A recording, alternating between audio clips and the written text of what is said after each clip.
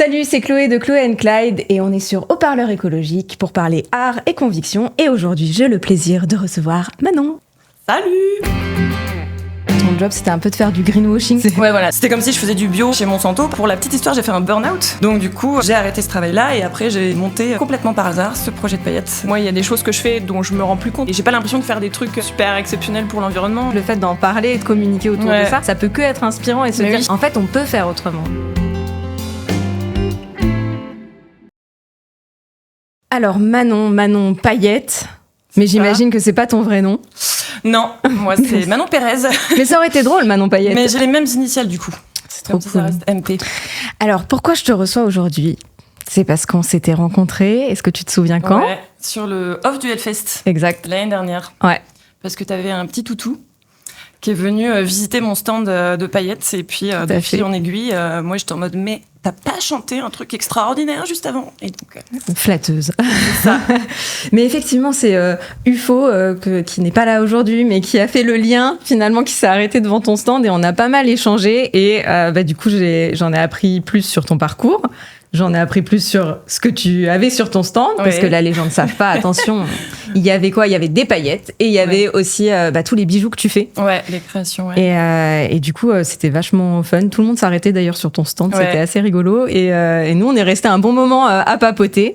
Et ce que je te disais en off avant qu'on commence, c'est que quand on a eu l'idée avec Clyde de faire ce podcast et qu'on a commencé à faire la liste des invités, moi, je me suis tout de suite dit, il faut inviter Manon, en fait, parce que t'as trop ta place en fait ici pour échanger sur toutes ces thématiques là.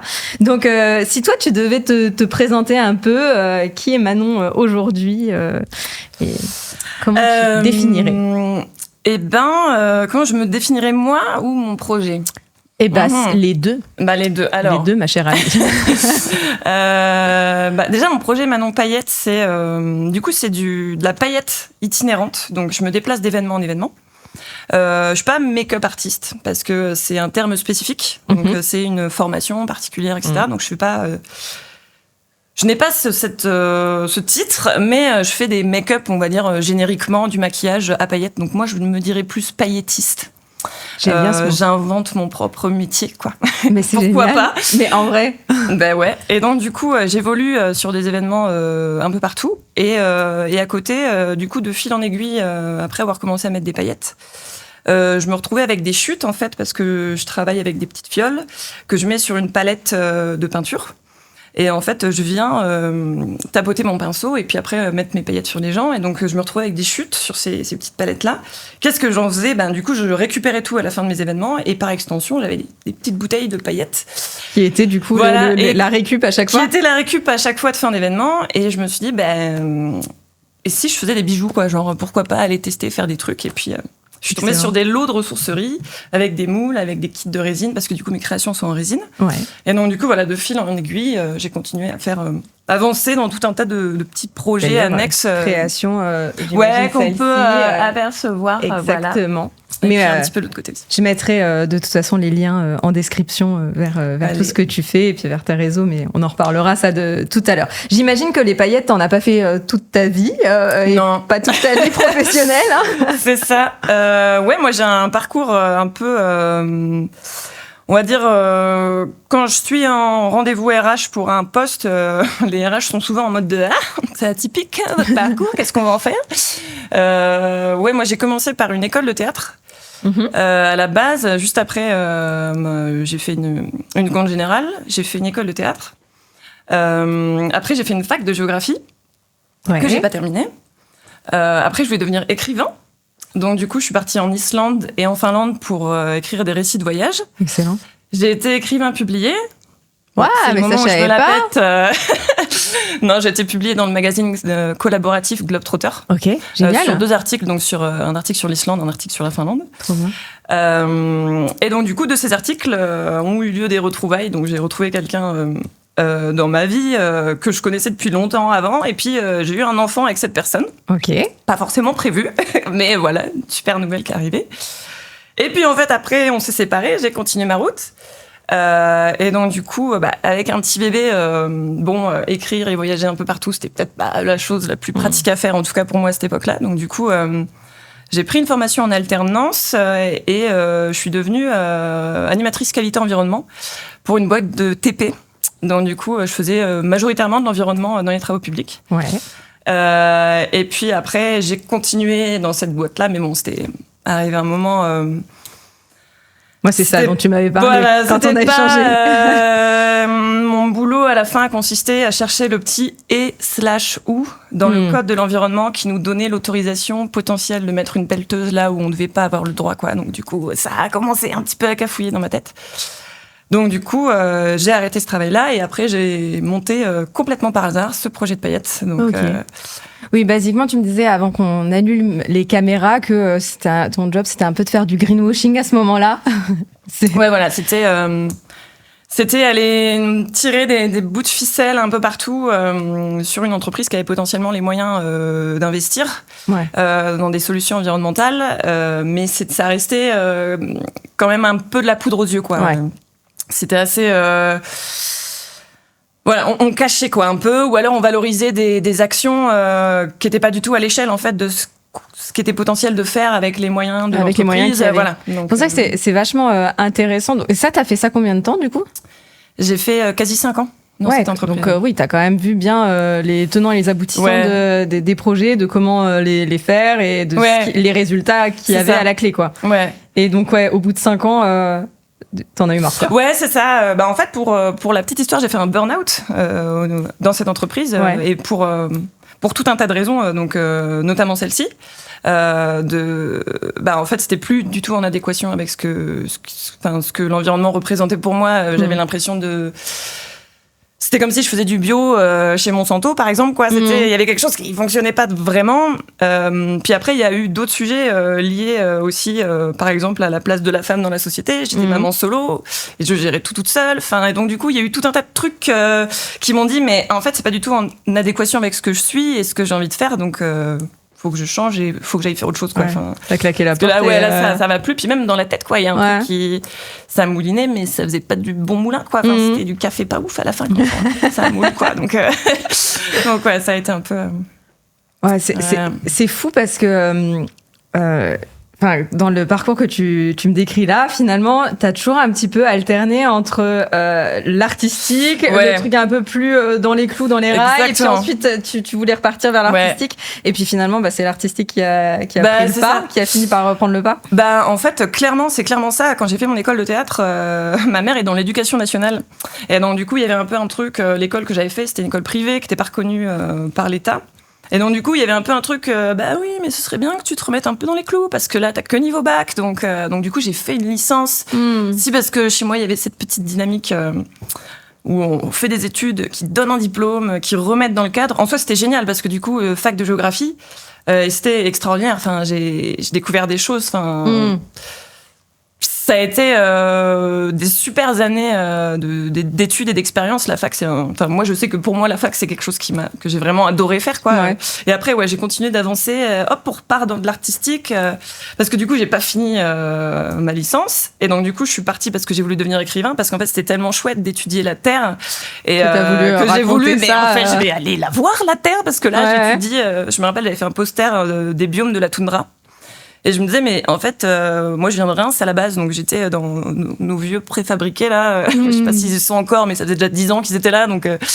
j'étais le cul sur ma chaise, en gros, à faire un poster sur le biome de la toundra et à me dire, mais je suis jeune, j'ai qu'une envie, quoi, c'est d'aller me balader et d'aller voir ça de mes yeux, quoi. Globe-trotter. Voilà, et donc du coup, je suis partie en Islande, les vacances scolaires qui arrivaient juste après, quoi. Donc 1 semaine et demie après, j'avais booké un billet et je partais en Islande... Ouais, pas impulsif du tout. Non, du tout. Franchement, je suis quelqu'un de posé, je pense. Non, mais c'est vachement cool. Et je passe peut-être un peu du coq à l'âne, mais ça me fait rebondir sur un truc. Est-ce que maintenant, toi qui as du coup quand même des convictions écologiques, qui a voyagé et tout, tu voyages toujours, tu voyages moins. C'est quoi ton regard vis-à-vis justement du voyage aujourd'hui ? Eh ben justement, je voyage plus beaucoup et on va dire, c'est pas je voyage. Je continue un petit peu à voyager, mais pas de la même façon. Par exemple, je me suis acheté ma petite voiture, c'est une Dacia Break qui me sert pour mes événements pour le boulot, parce que du coup j'ai tout un matériel, comme on parlait avant d'enregistrer, qui vient de recyclerie, qui est un peu vintage, donc il n'y a pas de roulette, enfin c'est des grosses valises un peu à l'ancienne et tout ça. Et donc du coup j'ai ma petite voiture, et en fait ce véhicule-là je l'ai acheté à la base pour l'aménager et en fait voyager et dormir dedans, et donc du coup faire des petits road trips. Mais que je fais en fait, moi je suis à côté de Nantes, et donc du coup mes voyages récemment ça a été faire le tour de la Bretagne avec mon fils, ou des petites choses comme ça. Donc là j'ai un peu recentré sur des choses plus proches de chez moi. Après je marche beaucoup aussi, donc j'adore aller marcher, partir en rando ou des choses comme ça. Donc pareil aussi un peu plus déplacement doux, mais je suis pas trop. Dernièrement j'ai pas pris l'avion depuis un moment. Plus trop avion et tout ça, plus trop à l'autre bout du monde. Ouais, voilà. Non, je suis jamais allée à l'autre bout du monde. C'est quelque chose que j'aimerais faire en soi un jour. Après, l'Islande, c'est pas à côté non plus. Mais... Ouais, voilà. Ouais, mais c'est pas. Mais c'est pas genre la Thaïlande ou des choses comme ça. Ok. C'est en soi, je pense qu'on a. Tu vois, on disait tout à l'heure. Les caméras tournent des fois, on oublie ce qu'on veut dire. Salut Manon. Si ce truc, Chloé, ça va. Ce truc de justement voyager un peu plus local, c'est bien aussi, parce que il y a beaucoup de gens, et alors moi je voyage pas beaucoup déjà de base, et j'ai pas beaucoup voyagé en France non plus, mais je me rends compte que je connais pas vraiment bien la France. Enfin, tu vois, alors que c'est magnifique. J'allais dans le sud avec mes parents quand j'étais petite. Après, j'ai été à d'autres endroits, mais j'ai pas vraiment fait le tour des régions. Et c'est vrai que pour le travail ou quoi, des fois on est amené à traverser le pays, et tu te dis c'est beau en fait.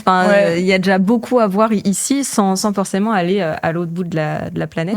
Après j'ai aussi fait un grand voyage dans ma vie à l'autre bout de la planète, donc je vais pas dire que j'ai pas voyagé du tout, tu vois, mais il y a plein de belles choses à voir dans le coin, même en Europe. Et là je suis en train de me chauffer, j'ai trop envie de faire un voyage, j'ai envie d'aller en train jusqu'en Écosse. Ah ouais, alors je crois que c'est genre 2 jours, je crois, plein. De train. Mais alors ça a l'air oufissime. Tu pars en mode parce que finalement c'est à la vitesse du train, quoi. C'est ça, et puis le voyage ne commence pas quand t'arrives en fait. Oui, c'est le voyage commence dès que tu pars. Et je trouve ça vachement intéressant. Ça change un peu le truc d'habitude où tu prends par exemple ton avion, et en fait tes vacances commencent quand t'es arrivé à destination, mais en fait là non, pas du tout ça. C'est Tilassine, je crois, qui a fait un album dans le Transsibérien. Et en fait il a été interviewé dans le cadre d'un podcast, et justement il explique que le voyage c'est le train, quoi. Enfin c'est ce qui se passe pendant le train aussi, c'est complètement partie intégrante du voyage, quoi. C'est ça me dirait trop de tester. C'est pas un point A, un point B, et au milieu on oublie ce qui se passe. Du coup c'est vrai que t'as raison. On découvre aussi les paysages parce que le train va moins vite. Ouais, exactement. Tu vois, là, moi, je vais pas mal marcher dans mon coin autour. Je suis à Oudon, moi, entre Nantes et Angers.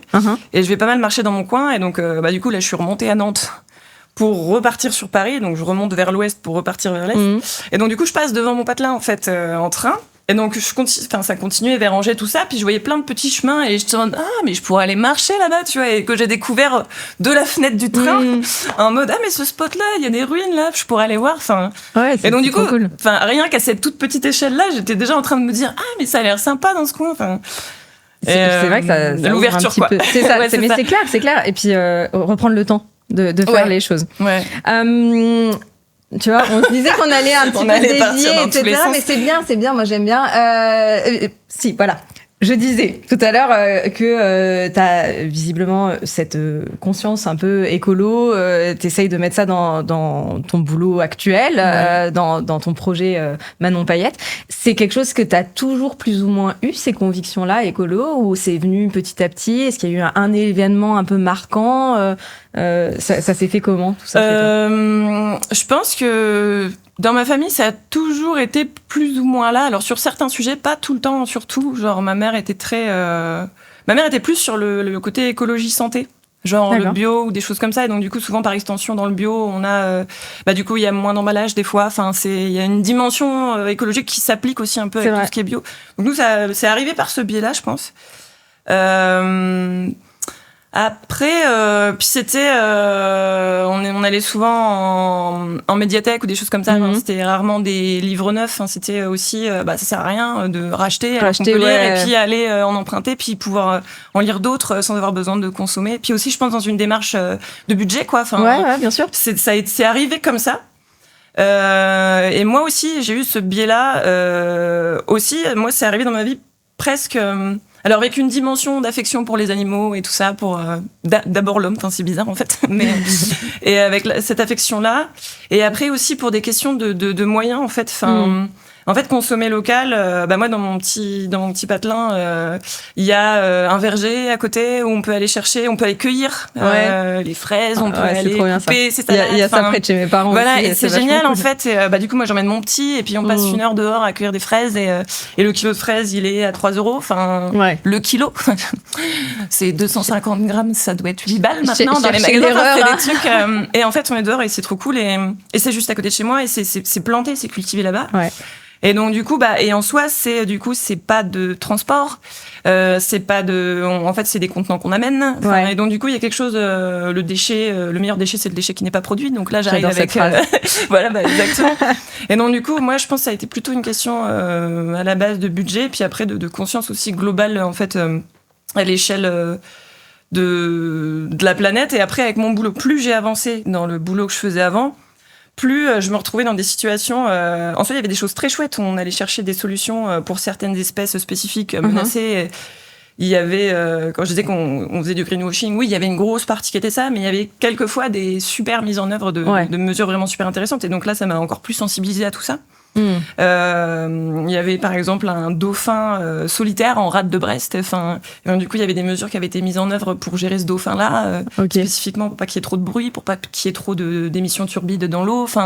Donc il y avait plein de choses. Comme quoi, quand on veut, on est capable de faire. En fait, exactement. Ça doit être ultra frustrant. En fait, je pense, je me mets dans tes pompes. Je me dis quand tu vois qu'il y a possibilité de faire et sur certaines choses on fait et que pour j'imagine des raisons certainement un peu financières des fois. Oui, c'est budgétaire la plupart du temps. On est d'accord que voilà, c'est pas être mauvaise langue que de dire ça. On fait pas.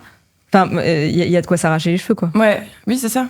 Et après, en fait, c'est tout un système aussi parce que les travaux publics, ça répond à des marchés publics. Et donc, du coup, avec des engagements de l'État qui sont pris à la base. Et des fois, il y a des engagements, c'est des critères d'argent. Le projet coûte tant. Du coup, il faut faire une analyse environnementale. Et en fait, du coup, s'il coûte pas assez, l'environnement, on s'en fout. Du coup, c'est que après des normes et c'est un système complet en fait qui s'auto-alimente d'un côté et de l'autre pour que ce soit un micmac pas terrible à la fin, quoi. Mais on peut faire en fait si on veut et s'il y a du budget et si. Je sais pas si t'as suivi là. J'imagine que t'en as entendu parler de tout ce qui s'est passé autour de la A69. L'autoroute qui relie Toulouse à Castres, c'est un peu ces questionnements-là aussi, puisqu'il y a des entreprises qui font en sorte que ça se passe alors que normalement il y a les espèces protégées et tout, il y a eu pas mal d'occupations.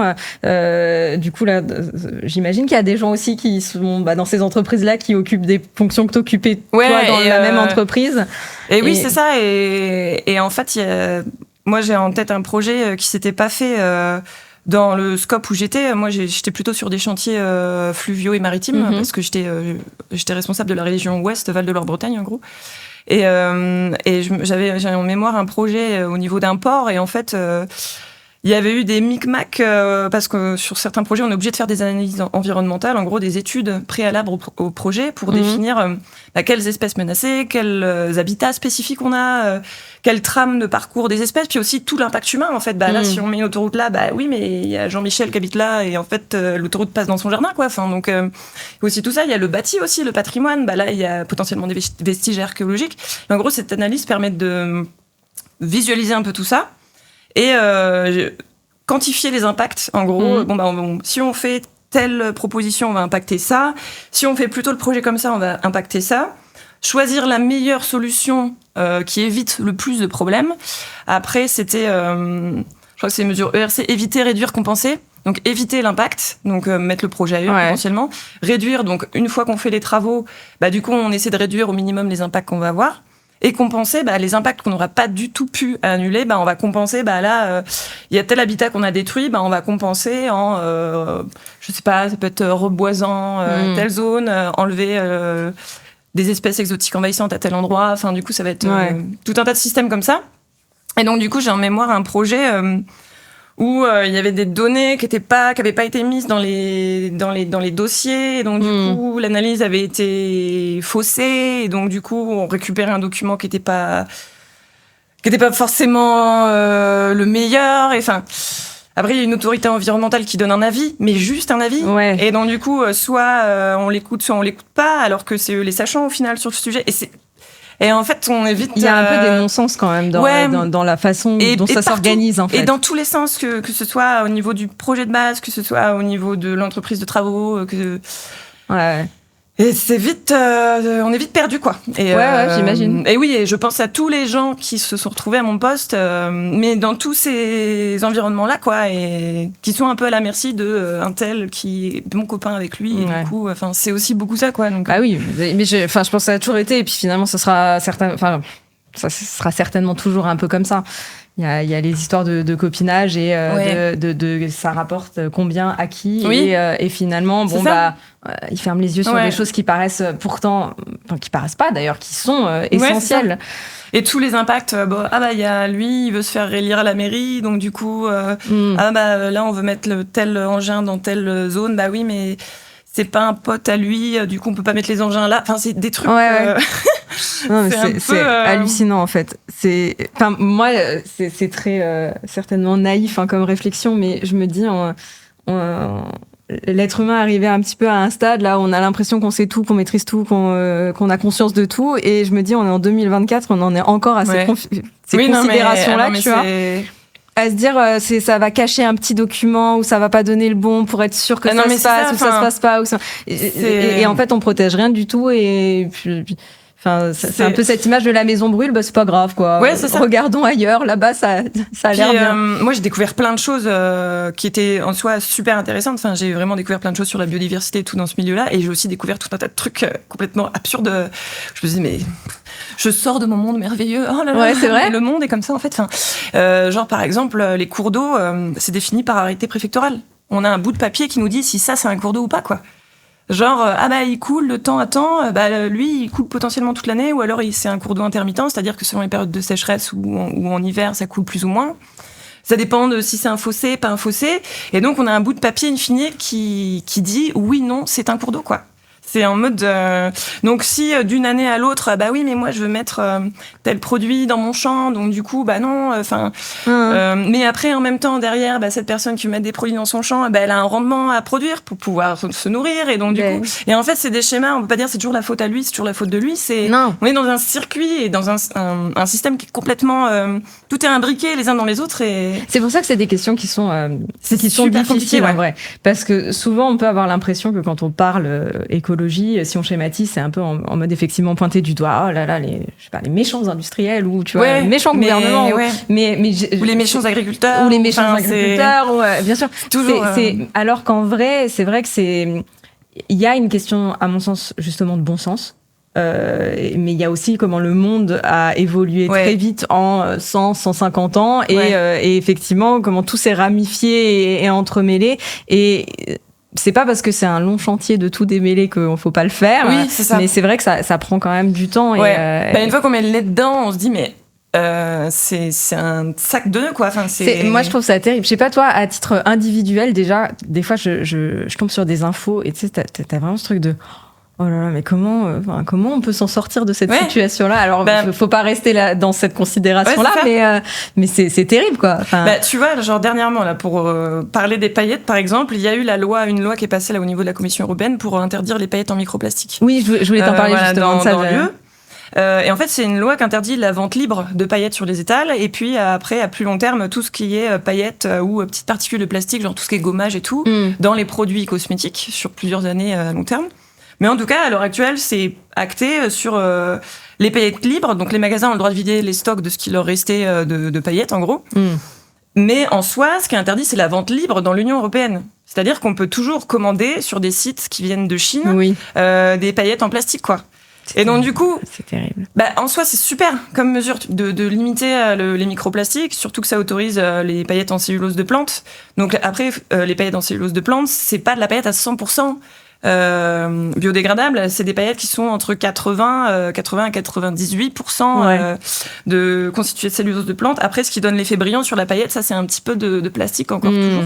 Mais c'est toujours mieux qu'une paillette 100% plastique. Ouais, voilà, c'est sûr, ce qu'on disait tout à l'heure en mode on peut faire le mieux, mais après le parfait, c'est peut-être parfois pas je reprends. Parfois, ça peut être compliqué d'aller au bout, quoi.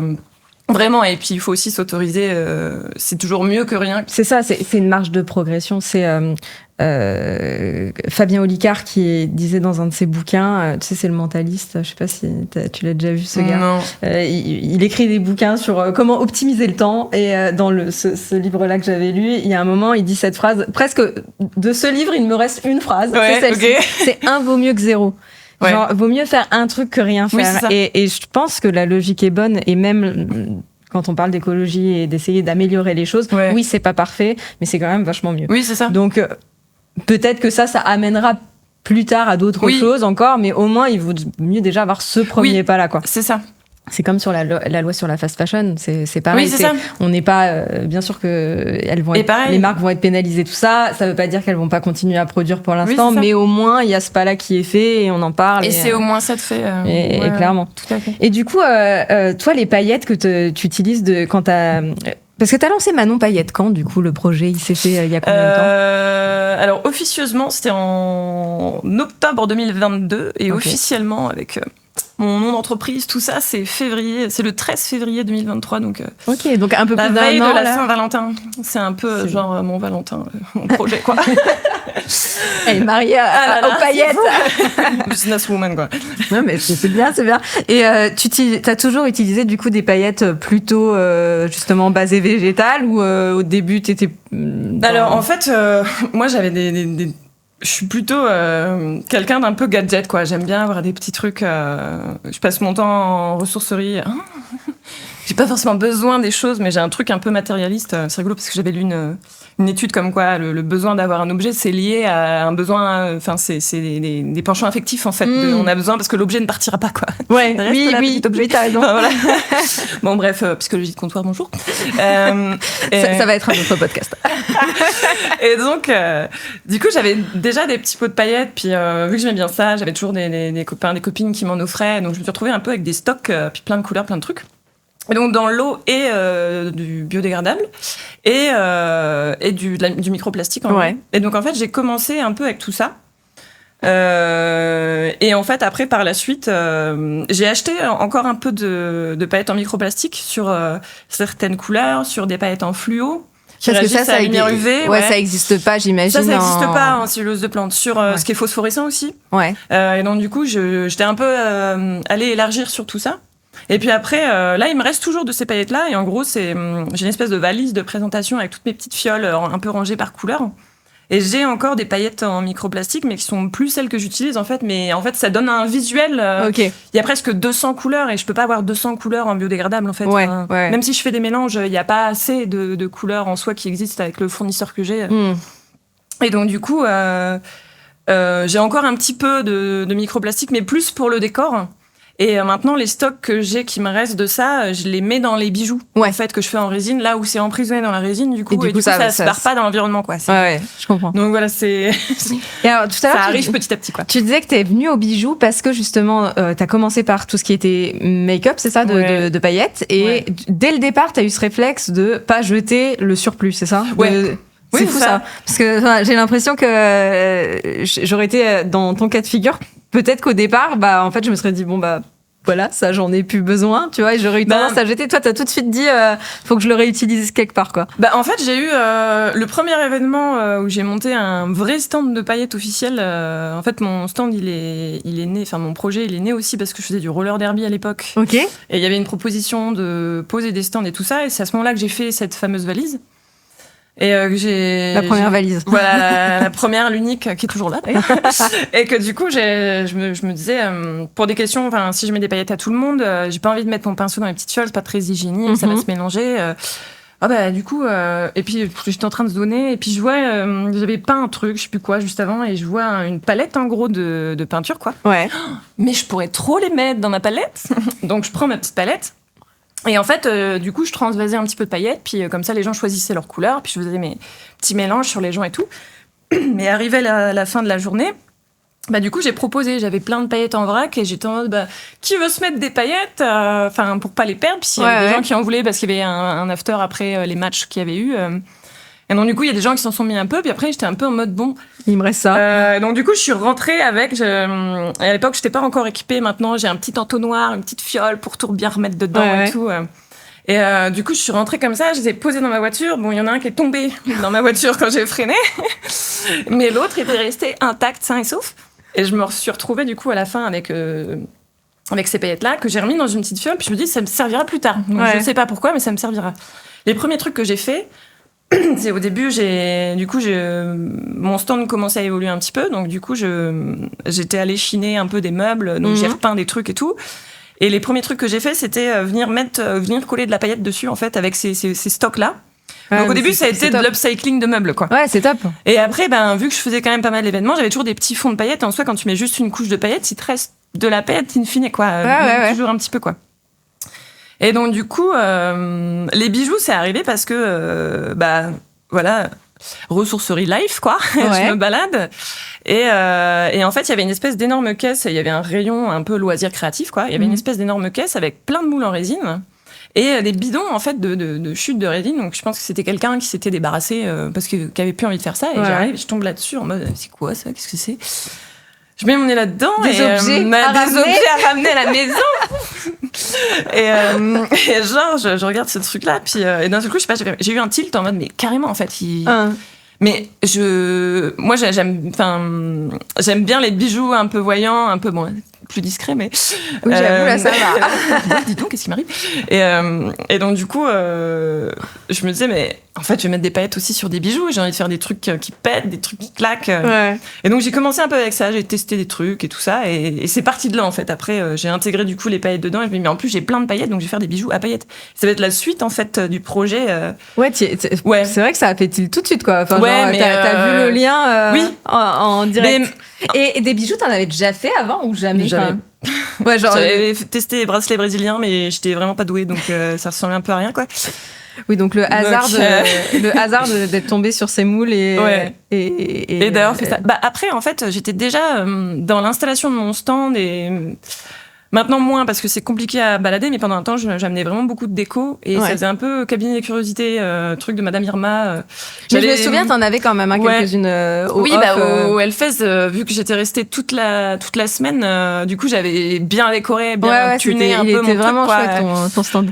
Pour que ça ait un peu de tronche, quoi. Et, ça avait de la gueule, tu peux le dire. Ouais, voilà. Ça avait de la gueule. Et syndrome de l'imposteur. Et en fait, qu'est-ce que je disais déjà? Tu disais que... Cabinet de curiosité, t'avais pas mal de choses et maintenant Exactement. Et en fait, arrive un moment où quand tu chines et que tu fais un peu de upcycling et tout est potentiellement détournable, en fait. Ouais. Donc du coup, tu te mets à visualiser des objets là où ils ont pas trop de logique d'être. Pendant un temps, j'avais une valise qui tenait pas bien, donc du coup, je la faisais tenir parce que j'avais trouvé une fourchette arc-en-ciel. Et donc, mon cran pour tenir ma valise, c'était cette fourchette, quoi. Et les gens étaient en mode, pourquoi t'as une fourchette? Mais parce que ça tient, ma valise, c'est génial, t'as vu, elle est trop belle, en plus, elle est arc-en-ciel, enfin bref. Et j'étais trop fière de moi, quoi. Et juste avec une fourchette. Et donc, du coup, tout était potentiellement, et donc, dès que je voyais un objet, typiquement, les mouches, je me disais, mais ça, c'est pour mettre des paillettes dedans, en fait. Enfin, et donc, du coup, j'avais le cerveau qui était affûté, quoi, tu vois, en mode... Qu'est-ce que je peux faire? Où est-ce que je vais mettre des paillettes? Non, mais c'est ça. Canon à paillettes. Mais n'empêche, franchement, c'est assez improbable quand même. Si on t'avait dit ça genre il y a 2 ans, tu vois, ou 3 ans, ou je pense que t'aurais dit bah non en fait. Ouais. Je pense que je suis la première surprise de où j'en suis là avec ce projet-là, surtout que ça continue d'évoluer. Enfin, genre le off du Hellfest, je l'ai fait, ça faisait même pas 6 mois que j'avais créé ma boîte du coup. Ouais. Je me retrouve au off du Hellfest, c'est trop chouette, quoi. Ouais, grave. Et ouais, je suis la première surprise moins maintenant parce que je me suis un peu habituée, du coup, à faire ça, être dans cette dynamique-là. Mais j'ai eu, des moments à me dire, non, mais l'année dernière, j'étais en burn-out à ce moment-là, là, et là, je suis en train de faire des paillettes, et c'est ça mon taf, et c'est ça ma vie, et les gens, ils sont trop contents, et genre ça, maintenant, c'est ton taf à temps plein. À temps plein, ouais. C'est incroyable. Ouais, non, mais c'est... truc de ouf. Alors toi, tu as mis des paillettes dans ta vie. Ouais, non, mais voilà, On peut le dire. exactement, quoi. Et je me souviens que tu m'avais dit, j'avais trouvé ça trop fun, que du coup, vu que tu utilises les mélanges qui te restent des paillettes que tu maquilles dans tes bijoux, bah finalement, ça fait un peu de la pièce unique, puisque les mélanges de couleurs, tu peux pas vraiment les avoir deux fois le même, quoi. Exactement. Et en fait, souvent, ces mélanges-là, je les mets dans tout ce qui va être couleur un peu... par exemple, avec le noir, du coup, ça fait un rendu un peu galaxie, quoi. Ouais. Et ce qui est fun, c'est que malgré le fait que ce soit toujours le même pigment noir, en fait, le mélange dedans est jamais le même. Donc, même si je coule dans le même moule, j'ai des moules gravés que je peux repeindre aussi. Ouais. Souvent, je mets de la peinture blanche avec. Et même si je recoule avec la même peinture, avec le même moule, avec le même pigment noir... Ce sera jamais la même pièce parce qu'il y aura jamais la même paillette du coup parce que c'est un mélange spécifique. Et le côté unique finalement, j'imagine c'est un truc qui te plaît, de pouvoir dire que ça, voilà, c'est pas genre les boucles d'oreilles en série par exemple où c'est tout le temps les mêmes. C'est ça. Ça fait un peu plus genre pièce unique, tu vois. Ouais, mais non, mais franchement, et puis. Enfin, je sais pas si c'était comme ça, mais moi je me souviens quand j'étais petite parce que je suis une fille, j'aimais bien les paillettes aussi. J'aime toujours ça, en vrai. D'ailleurs, je suis en train de réfléchir à comment en intégrer dans mon maquillage de scène parce que je trouve ça vraiment trop visuel, c'est trop beau. Quoi. Ouais. Puis ça brille, on va pas se mentir, ça brille. Clairement. Donc bref, ça c'est une parenthèse. Et moi j'adorais mélanger les couleurs et les paillettes et voir un peu le côté nacré ou un truc trop bête. Alors en plus maintenant, je pourrais plus le faire, mais quand j'étais petite, j'avais les shampoings. Je me souviens, il y avait un truc où c'était à la poudre de diamant, je sais pas quoi. Ouais, des trucs genre 8 scintillants de soleil et tout. À mort. Mais bon, je trouvais ça génial, tu vois, je sortais mon shampoing dans ma main et puis comment les nacres faisaient, je sais pas, c'est stimulant, il y avait un truc, il y a un côté trop cool. Maintenant, j'ai que du shampoing, tu sais, les pains de solides ou que du coup, t'as pas de paillettes. Dedans, t'as des copeaux tu devrais mettre des paillettes dans les shampoings, solides. Mais c'est des pour paillettes. Pour le scalp, c'est peut-être pas. Ouais, je sais pas. Sauf si c'est des à 98%. Ouais, c'est ça. Mais bon, il y a une du idée, coup, ça en remet quand même ailleurs, tu vois. Vrai. Je me dis, bon, là, ça...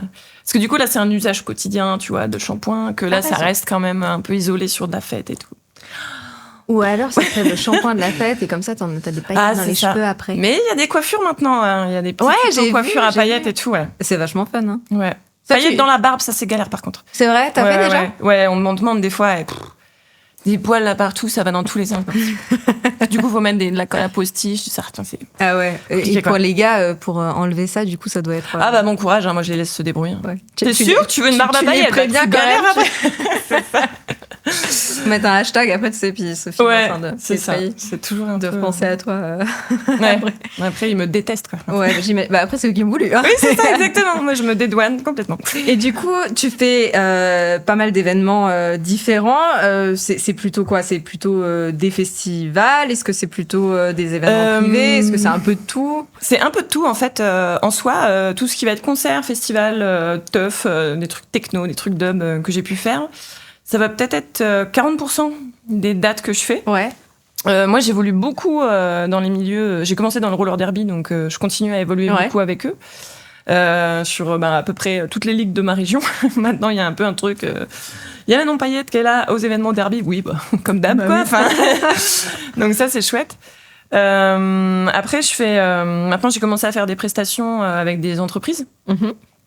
Et donc, des fois, je suis bookée sur des entreprises qui n'ont absolument rien à voir avec le milieu paillettes. Et j'ai Jean-Marc du service commercial qui a 60 ans, qui s'est chauffé après 2 verres à venir se mettre des paillettes à la soirée convention d'entreprise. Et c'est génial parce que moi, j'adore recevoir aussi des publics comme ça.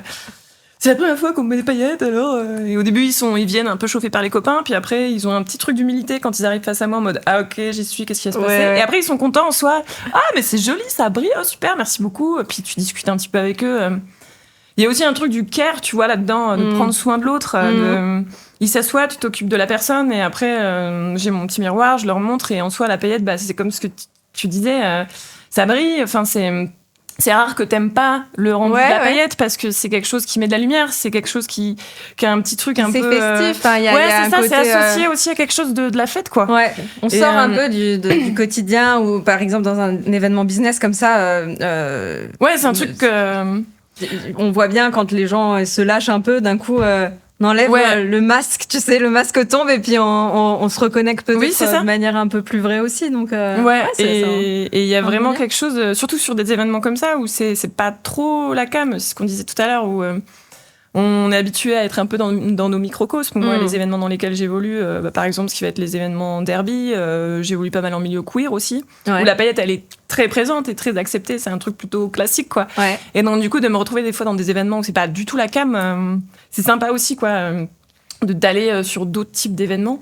J'ai fait des événements politiques aussi, des anniversaires de mandat ou des trucs comme ça. Et après, je fais genre des fêtes d'école, des foires. J'ai été invitée à une foire à laquelle j'ai pas pu aller, mais qui était une foire pour une association d'une église. Enfin, donc, du coup, c'est fun, quoi. Enfin, parce que la paillette partout. Oui, c'est ça. Et en soi, la paillette, elle est OK partout, quoi. Et du coup, le côté un peu, justement, éco-responsable de ta démarche, c'est quelque chose sur lequel tu communiques pendant les événements auprès de ces différents publics ou pas trop? C'est accueilli comment, ça? Alors, c'est pas forcément un truc sur lequel je communique beaucoup. Et en soi, c'est la conversation qu'on avait tout à l'heure où moi, il y a des choses que je fais dont je me rends plus compte, en fait, parce que c'est acquis, en fait, dans ma démarche. Et j'ai pas l'impression de faire des trucs super exceptionnels pour l'environnement. Oui, c'est ce qu'on disait, je crois, avant d'enregistrer. Si on recontextualise, on se disait que quand on est dans un certain milieu avec certaines personnes qui pensent un peu comme nous, on finit par avoir l'impression que le monde change chez tout le monde, alors que dès qu'on en sort, on se dit non, pas tant que ça. Et sur ce truc de façon de faire, de petits changements qu'on peut avoir mis en place dans son quotidien et tout, c'est pareil. Il y a un moment où ces petits changements-là, on n'y pense même plus. On a l'impression que c'est une espèce de base. C'est la base. Et moi, par exemple, sur mon stand, tout mon matériel, c'est uniquement de la ressourcerie que j'ai soit upcyclé, que j'ai remodifié, que j'ai détourné avec ma fourchette. Et arc-en-ciel. Ouais, c'est ça. C'est tout ce que j'utilise, c'est lavable. Enfin, t'as rien de jetable du coup? Non, voilà, j'ai ce truc d'hygiène où je nettoie mes pinceaux. Après notre petite, quand on fera l'impro de la fin, tout à l'heure, en fait, tout est mes pinceaux, je les nettoie entre chaque personne. J'ai un petit spray dans lequel je viens mettre un petit peu de savon à chaque fois. Enfin, j'ai mes petits chiffons que je nettoie à chaque fois. J'ai les petites éponges pour faire les pochoirs. Enfin, et tout est. Je suis allée tout chercher, soit en lavable, mais ça me paraissait être complètement la base, et c'est pas du tout un truc auquel j'ai pensé. Alors que j'ai fait tout seul, enfin ça s'est fait tout seul, mais parce que ça me paraissait complètement logique de faire ça. Et donc du coup, il y a plein de petits mis bout à bout de trucs comme ça où en fait. Donc clairement, toi, t'as mis tes convictions de ta vie de tous les jours, enfin de qui tu es. C'est ça, de comment je fonctionne habituellement. Je l'ai mis dans mon projet, ce qui me paraissait être la base. Du coup, c'est pas quelque chose sur lequel je communique parce qu'en fait, ça me semble tellement être un truc. Mais tout le monde fait ça, enfin, tu vois. Alors que, en vrai, non. Et c'est ça. Et donc, du coup, souvent, des fois, j'ai les gens, ils me demandent, mais du coup, tes paillettes, elles sont biodégradables et tout. Et là, là, la gamme que je mets, en général, j'en ai encore qui sont en microplastique. Hein, après, j'ai pas envie non plus de, je t'ai menti, en fait. Mais oui, mais celles-ci, elles ont l'air quand même d'avoir des couleurs. Oui, pas celle-là. Mais celle-ci, c'est juste pour l'effet dans la valise, quoi. Et donc, en général, c'est plus quand je papote un peu avec les gens. Après, j'ai des événements auxquels je participe quand ils font des petites stories ou des petites communications sur mon projet. Si c'est un événement qui est justement axé sur ces sujets-là, ils viennent mettre en valeur, en fait, du coup, le fait que ce soit des paillettes biodégradables, le fait que ce soit un stand plutôt engagé qui est fait à partir de toute ta démarche dans tout ce que tu dis, effectivement, on retrouve pas ça chez tout le monde. Enfin. On discute et tout. Et c'est pour ça, tu vois, quand on avait échangé en juin dernier, moi, ça m'était trop resté, tu vois. Je me souvenais effectivement du côté un peu cabinet de curiosité, les trucs que tu avais chinés à droite à gauche, les paillettes biodégradables, le fait que ça faisait des couleurs uniques. Enfin, tu vois, tout ça. Oui, c'est ça. Enfin, j'ai même pas eu besoin d'aller re-regarder sur ta page parce que rien que l'échange qu'on avait eu, je sais pas, on a quand même bien papoté ce jour-là.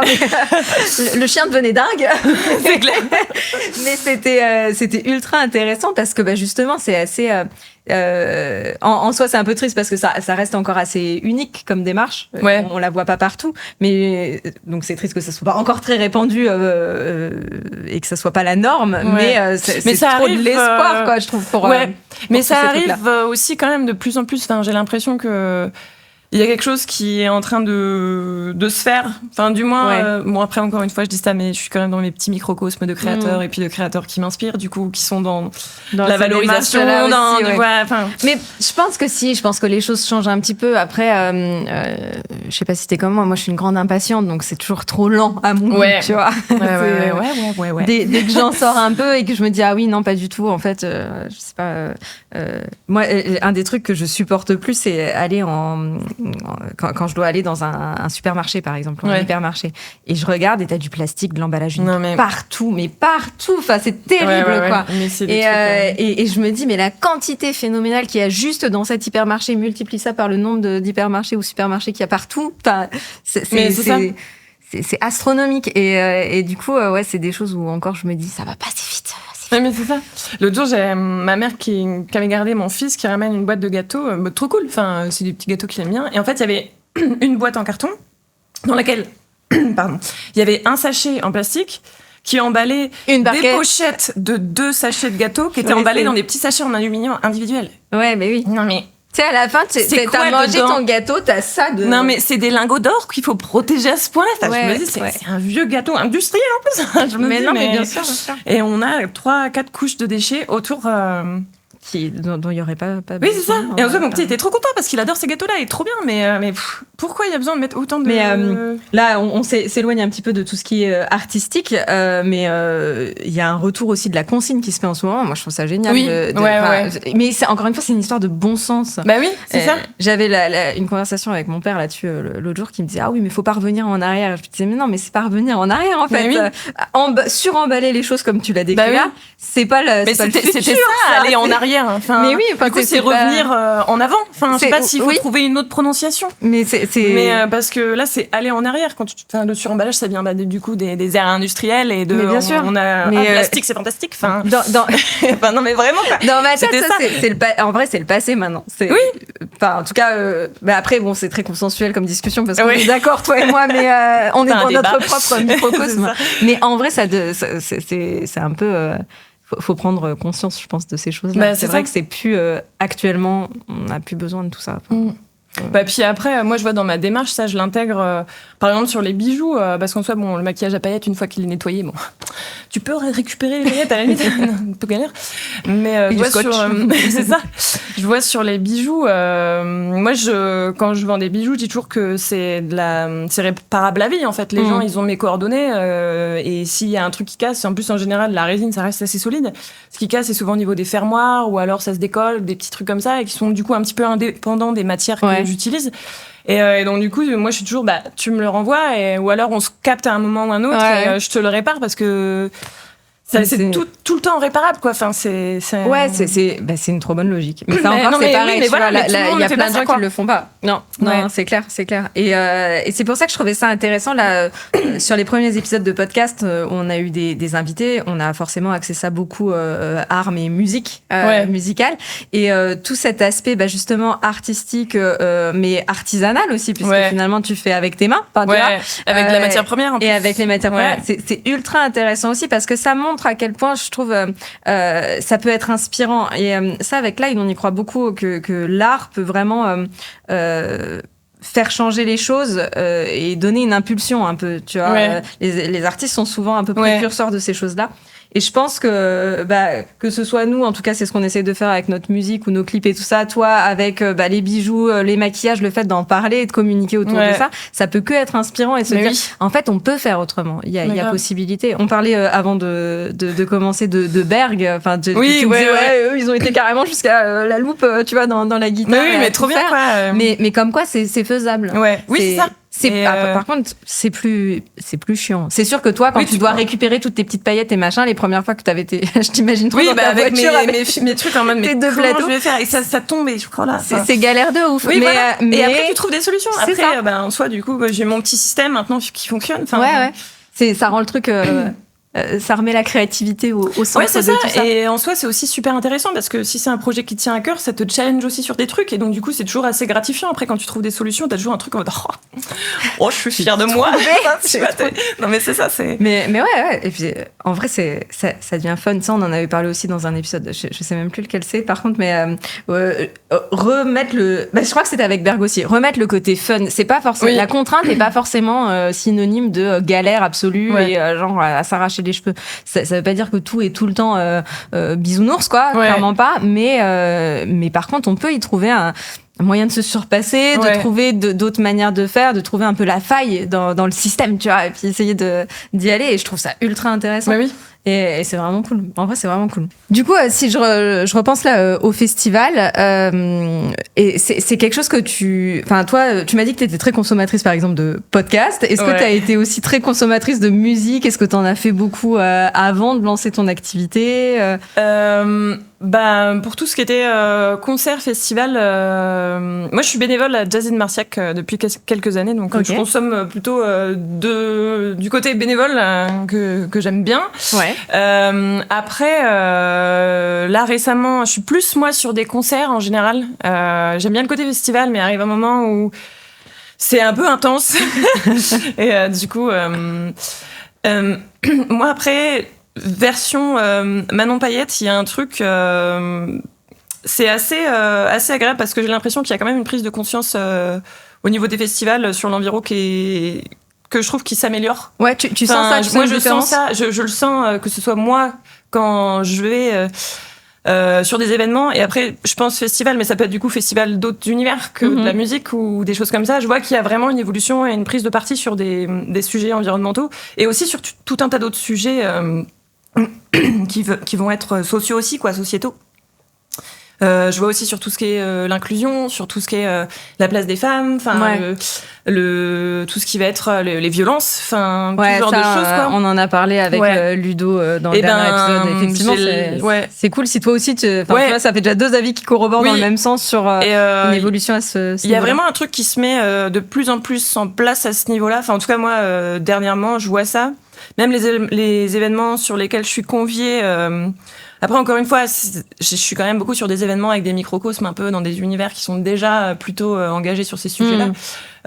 Mais typiquement, à chaque fois que j'arrive, il y a toujours une gestion, soit une gestion des déchets autogérés, ou si tout le monde mange, il y a des bacs pour auto-laver sa vaisselle. C'est que la vaisselle réemployable. Qui n'étaient pas forcément mises en place avant c'est des toilettes sèches. Il y a des angels, du coup des personnes avec souvent des vêtements identifiables ou des petits serre-têtes ou des trucs. Si jamais on a besoin d'une personne ressource parce qu'on s'est fait agresser, parce qu'il y a quelqu'un qui n'a pas été cool avec nous, ou alors parce qu'on se sent pas bien. Et ça, je le vois de plus en plus arriver sur des événements. Maintenant, même quand j'arrive sur des événements, ça me semble bizarre parfois quand il y a de la vaisselle jetable ou des trucs comme ça. Je suis en mode, je comprends. C'est cool parce que presque, il y a un moment, mais hors festival, même dans le monde de manière générale, avant c'était bizarre quand il y avait des trucs genre fallait faire ta vaisselle ou je sais pas quoi. Mais il y a des toilettes sèches, mais qu'est-ce que c'est que cette histoire? Mais c'est ça. Et maintenant ça commence à être l'inverse qui commence à choquer en mode ah ouais d'accord. Oui, c'est ça. Bienvenue dans les années 2000 quoi. Et, des fois sur des projets, là on a mis des WC chimiques. Non en fait quoi. Bref, c'est des trucs. C'est cool si tu sens une évolution. Ça veut dire que tu vois, quand on disait tout à l'heure, peut-être ça bouge pas, ou on se rend pas bien compte de comment ça bouge, mais en tout cas, c'est factuel et c'est des choses que t'expérimentes. Donc ça va dans le bon sens, j'espère. Toi qui a été bonne élève, tu m'as dit, tu avais regardé les autres épisodes, t'as dû voir que souvent on fait un petit point désirable, pas désirable. Exactement. Donc, est-ce que tu es prête pour les questions désirable, pas désirable? Alors, l'idée c'est de répondre rapidement. Voilà, tu dis désirable, pas désirable. Si après un truc sur lequel t'as envie de rebondir une fois qu'on a passé les questions, t'hésites pas. Un truc qui te parle plus que d'autres. Alors attention, j'ai préparé mes petites notes. Alors. Pour tout ce qui est métier artistique, donc par exemple cinéma, théâtre, concert, etc., un maquillage 100% clean, à ton avis, désirable ou pas désirable? Alors, c'est quoi 100% clean? C'est bonne composition, biodégradable, exactement. C'est des trucs... Désirable, si on a les techniques, les technologies pour tout faire en 100% clean, carrément désirable, oui. J'aime bien ta réponse. La question que je pose à chaque fois, parce que j'aime bien voir un peu qui répond quoi. Continuer les concerts dans les stades, désirable ou pas désirable? Moi, je vais dire pas désirable. Ok. Légiférer pour faire changer justement les modes de consommation, par exemple, donc faire intervenir la loi pour, par exemple, des pratiques plus éco-responsables, par exemple comme le cas des paillettes, tu vois, on interdit tout ce qui est paillettes plastiques. Désirable ou pas désirable? Désirable, après, c'est toujours ce que je dis, il y a un truc où si on a besoin de légiférer, c'est absurde dans un sens parce que ça devrait être quelque chose de déjà là. Donc désirable bien sûr parce que si ça peut aider oui. Mais passer par la loi, ça reste. Mais pourquoi on a besoin encore de passer par la loi, quoi? Oui, en vrai, pour que ça soit efficace, ça devrait être une histoire de conviction profonde, c'est ça. De compréhension en tout cas de la chose. Je suis d'accord. Mais en fait, tu vois, si je devais répondre, je répondrais exactement comme toi. Une égérie comme Kim Kardashian, comme ambassadrice de paillettes éco-responsable. Non, pas désirable. J'ai adoré le sourcil qui s'applique en mode non. Ok. De la désobéissance civile, comme l'action qu'il y a eu, par exemple, par le GNSA, je vais y arriver, contre l'A69. Tu trouves ça désirable ou pas désirable? Ouais, désirable. Ok, top. C'était les questions désirables, pas désirables, par Manon Payette. Rapide. Mais ouais, t'as vu? Ouais, donc Kim Kardashian, non. Non, pourquoi? Je pense qu'il y a des égéries autrement plus intéressantes et plus représentatives de tout ce que peut être l'humain, mais complètement autre que Kim Kardashian, quoi. Enfin, qui en soi, peut-être, moi je la connais pas personnellement, ça se trouve c'est une personne chouette et en soi je connais pas grand chose d'elle, mais en tout cas, ce qu'elle évoque pour moi et ce qu'elle représente, l'image en tout cas qu'elle donne au monde, c'est pas du tout l'humain auquel moi je m'identifie du tout, quoi. Donc ni des valeurs, non. Oui, donc toute égérie est pas forcément bonne à prendre. Non, du tout. Des personnes carrément mieux. Quand j'ai trouvé ça m'a fait mourir de rire. Ouais, c'est ça. Puis déjà, une égérie, déjà non, en fait. Il faudrait plein d'égéries de plein de genres et de plein de façons d'être pour représenter. Clairement. Soit une brochette, on s'éclate tous, là. Et c'est ça, c'est pas genre une personne. Ouais, voilà. Non, et puis c'est vrai que elle véhicule pas forcément le truc le plus naturel possible non plus, ni dans le lifestyle, ni dans comment s'accepter soi-même, etc. Donc, puis avec un mode de fonctionnement et de vie, de lifestyle, pas du tout représentatif, quoi. Mais j'aime bien ce que tu dis quand tu dis qu'il faudrait déjà plein d'égéries différentes, que ça soit pas seulement une personne, c'est ça, genre d'échantillon un peu de c'est ça, de plein de personnes différentes. Carrément. C'est un peu L'Oréal. Oui, mais L'Oréal où t'as quand même la colorimétrie des personnes présentes, ça arrête vraiment. On n'est pas sur un scope. On n'est pas sur un spectre ultra large. C'est clair. Bon. Mais ça va de un peu trop bronzé à très très transparent, où la gamme de personnes représentées caucasiennes, elle fait 90% de la brochette de personnes. Presque des marques comme Lancôme font plus d'efforts. Mais après, moi, j'ai toujours du mal avec les grosses marques dans le sens où il y a aussi le côté très marketé de la chose. Et puis tu sens que c'est parler de greenwashing tout à l'heure. Là, c'est pas du greenwashing, c'est du ethnology washing. Je sais pas comment on pourrait dire, mais c'est un peu color washing, j'en sais rien. Ou des fois c'est un peu réapproprié. Ça c'est tendance. C'est ça. Le fait tout ce qui est les questions de genre et tout. Du coup on va mettre.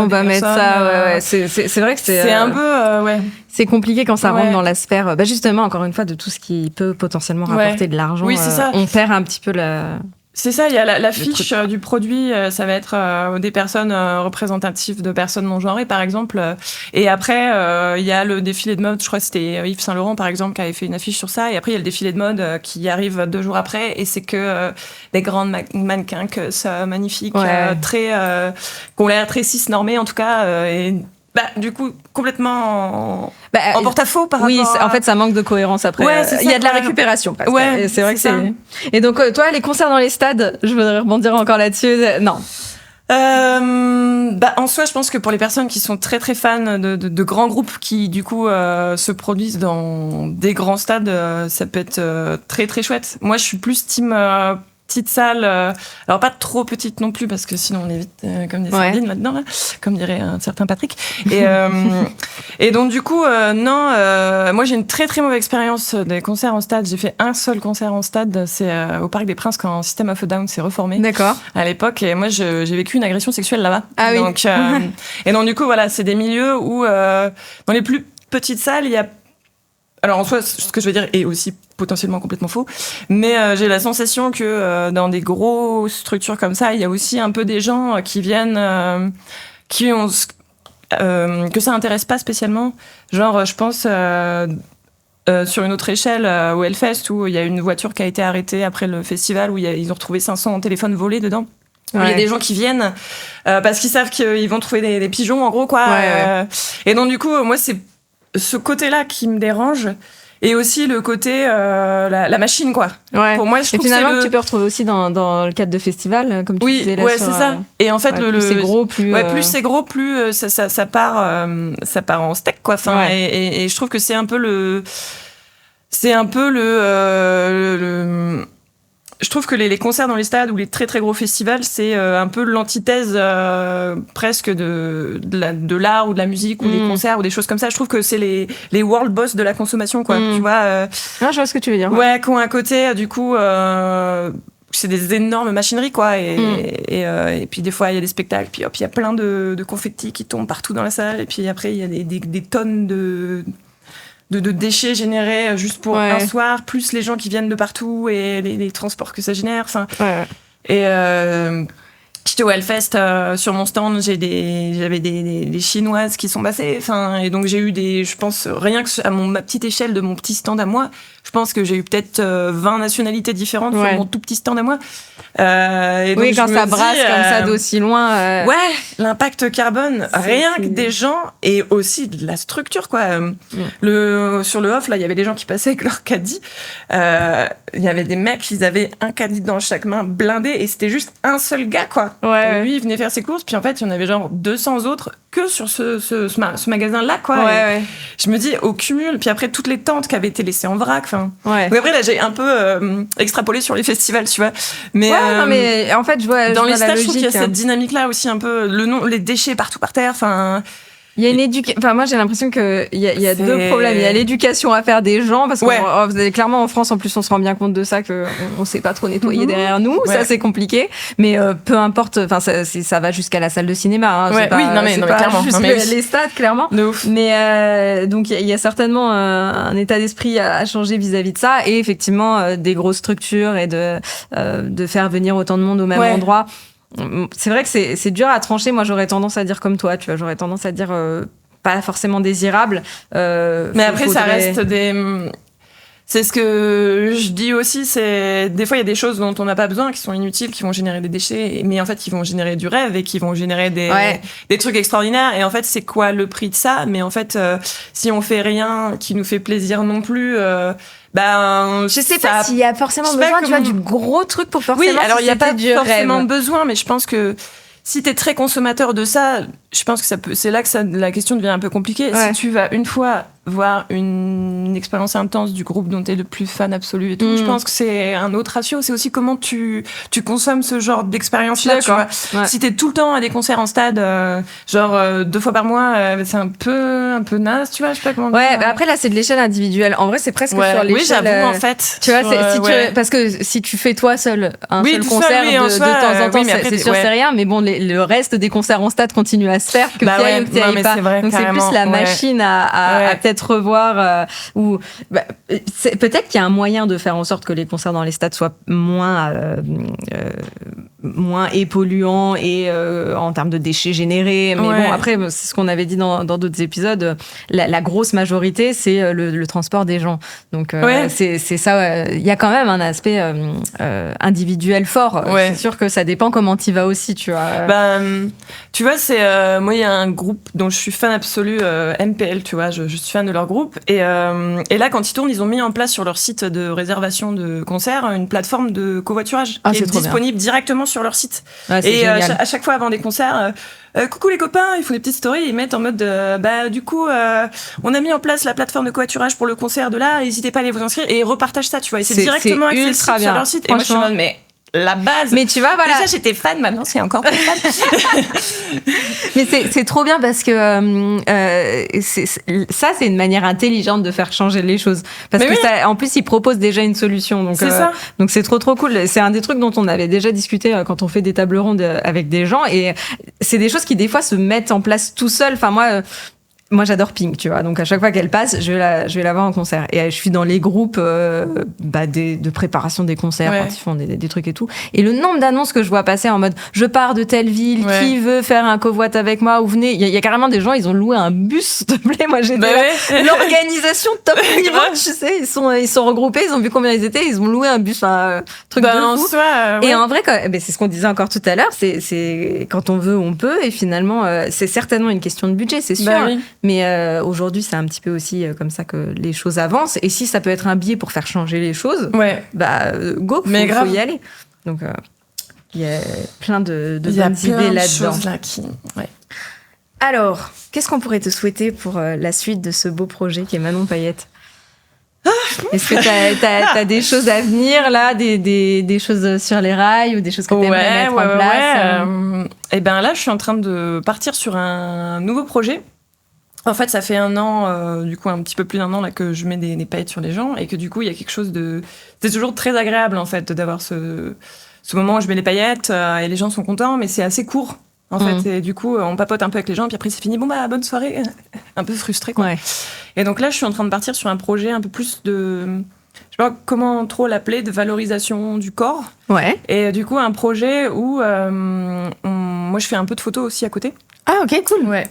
Et donc, du coup, venir aider des personnes qui, soit qu'on ait des blessures mentales, des blessures physiques, des cicatrices ou des choses qu'elles n'aiment pas dans leur corps, des choses des façons d'être d'elles qu'elles n'arrivent pas à accepter. Et en fait, venir pas cacher, mais essayer d'habiller et d'ornementer. Oui, j'allais dire embellir, mais c'est pas embellir en vrai. Non, c'est orner parce que c'est bien en soi. Et en fait, mettre un nouveau regard sur ça. C'est ça. C'est super cool. Et parce qu'embellir, il y a un truc ça veut dire que c'est laid. C'est pour ça que je me suis reprise et c'est pas le bon terme. Aussi, au début, je savais pas trop comment le verbaliser. Après, c'est venu dans ce sens-là. Et venir, et ça veut pas dire forcément, s'il y a une cicatrice, ça veut pas dire forcément travailler sur ou autour de la cicatrice. Ça peut être travailler complètement à un autre endroit. Et en fait, venir se réapproprier au final le corps ailleurs ou à côté. Mais, et accepter finalement, il y a un travail d'acceptation aussi. Et par le biais de la paillette, du coup, si la personne le souhaite. Et après, moi, c'est mon entrée en matière. Mais après, en général, quand je fais ça, on fait souvent 2 shootings sur 2 univers. Là, j'ai envie de faire un truc dans le dos, là, j'ai envie de faire un truc là. Et puis, des fois, il y a des personnes qui veulent de la paillette au début, puis après, qui veulent essayer sans. Et donc là, moi, je me dis, j'ai tout gagné parce que... Enfin, j'ai tout gagné. Elle a tout gagné parce que du coup là, dans la démarche en tout cas. Voilà, dans la démarche, il y a un truc où elle accepte de faire des photos et pour elle, sans avoir presque besoin de cet habit qui va être une béquille peut-être, qui va être complètement un manteau, ou qui va une béquille transitoire. Pour assumer les choses aussi, c'est archi cool comme projet. Et ça, t'as déjà commencé du coup ? Du coup là, j'ai fait avec une amie à moi, du coup, qui a eu une cicatrice sur le ventre après ses grossesses, et puis du coup qui a eu du mal à se réapproprier son corps, et du coup, je lui ai parlé de ce projet-là, puis moi j'aimerais trop faire ça avec toi. Et j'ai aussi une amie qui a eu un cancer, donc du coup qui a fait une chimiothérapie, qui avait plus de cheveux. Et en fait, et là pour la petite histoire, du coup, je trouve ça fun parce que ça explique la dimension du projet. C'est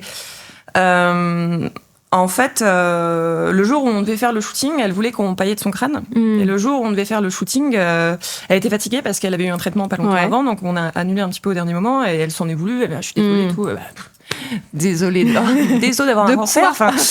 Bon, excuse-moi. Mais carrément, il y a aucun souci.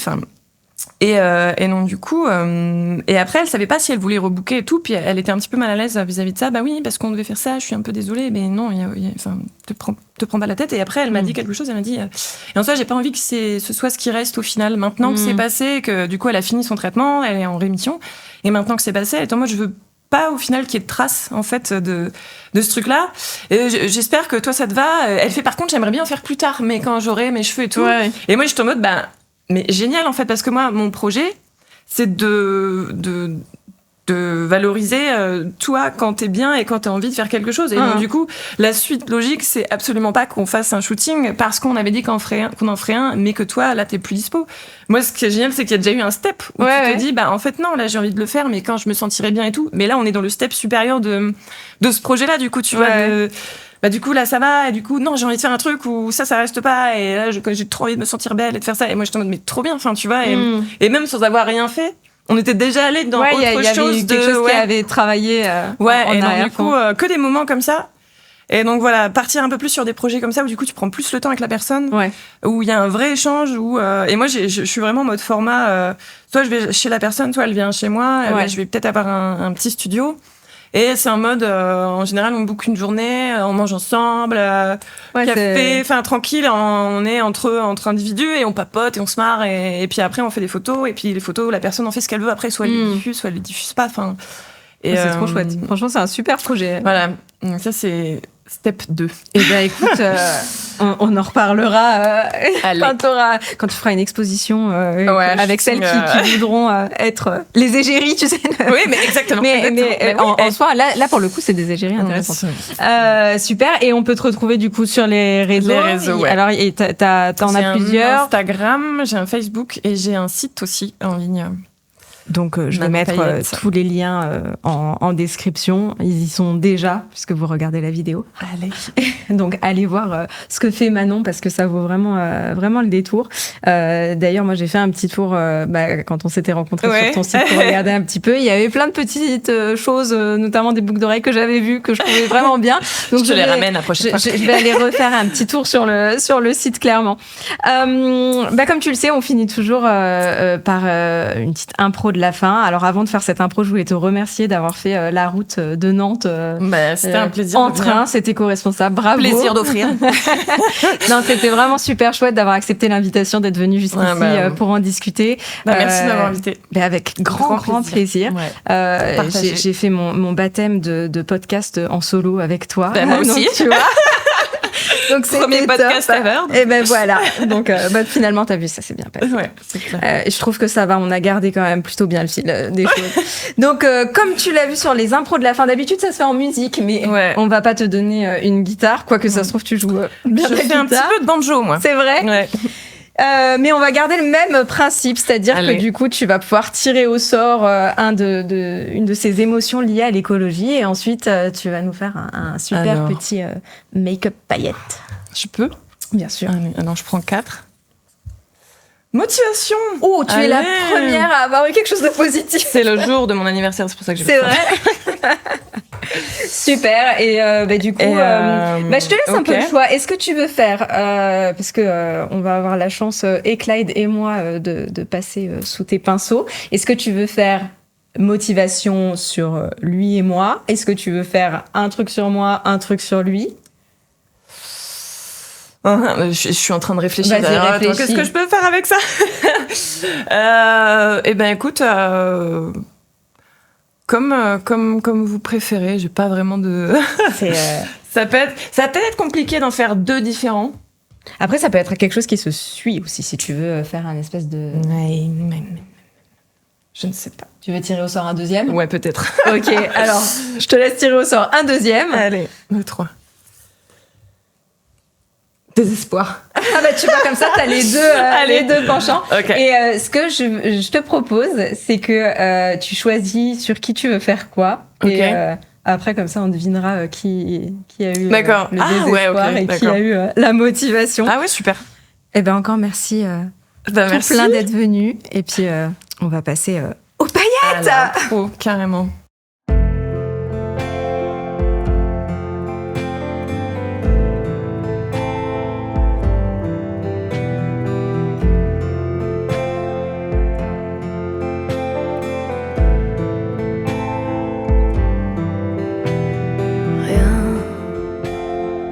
Je ne ressens rien. Ce monde n'est pas le mien. Je ne ressens rien.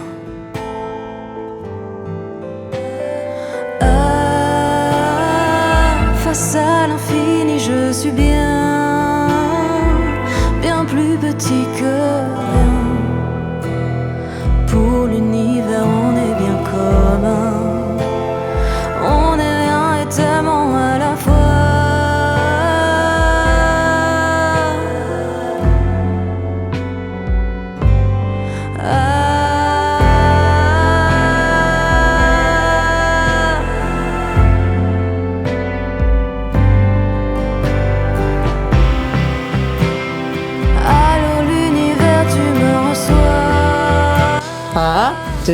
Hein?